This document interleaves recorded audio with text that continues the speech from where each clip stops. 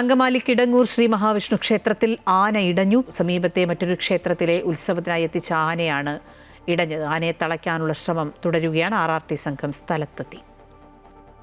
KK Prashant വിശദാംശങ്ങളുമായി ചേരുകയാണ്. പ്രശാന്ത്, ഒരു മരണം റിപ്പോർട്ട് ചെയ്തിരിക്കുന്നു. ആന ഇടഞ്ഞതുമായി ബന്ധപ്പെട്ട് കൂടുതൽ വിവരങ്ങൾ. അഖില, കിടങ്ങൂരിലാണ് ഇത്തരമൊരു സംഭവം ഇപ്പോൾ ഉണ്ടായിട്ടുള്ളത്. ഈ ക്ഷേത്രത്തിലെ ഉത്സവത്തിന് അതായത് മഹാവിഷ്ണു ക്ഷേത്രത്തിലെ ഉത്സവത്തിന് കൊണ്ടുവന്ന ആനയല്ല ഇടഞ്ഞത്.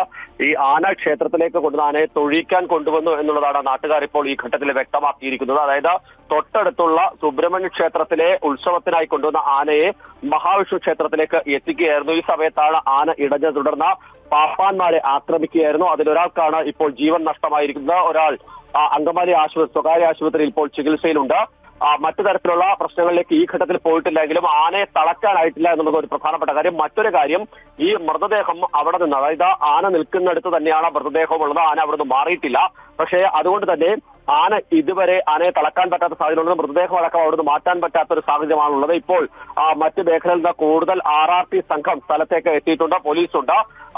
കനത്ത സുരക്ഷാ സംവിധാനങ്ങൾ അവിടെ ഒരുക്കിയിട്ടുണ്ട്. ആനയെ തളയ്ക്കുന്നതോടുകൂടി തന്നെ മൃതദേഹം മാറ്റാൻ കഴിയും. വലിയ തരത്തിൽ തിരക്കുകളുള്ള ക്ഷേത്ര പരിസരങ്ങളാണ്.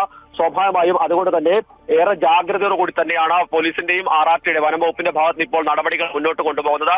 ഏതായാലും ഈ ഘട്ടത്തിൽ നമുക്കറിയാം, വലിയ ചൂടാണ് സംസ്ഥാനത്താകെ തന്നെ. ഒരുപക്ഷെ അത്തരം സാഹചര്യങ്ങൾ തന്നെയായിരിക്കും ഇത്തരത്തിൽ ആന ഇടയായത് എന്ന് തന്നെയാണ് വിലയിരുത്തപ്പെടുന്നത്. ഏതായാലും ഗുരുതരമായ ഒരു സാഹചര്യം ഇപ്പോൾ നിലനിൽക്കുന്നുണ്ട്.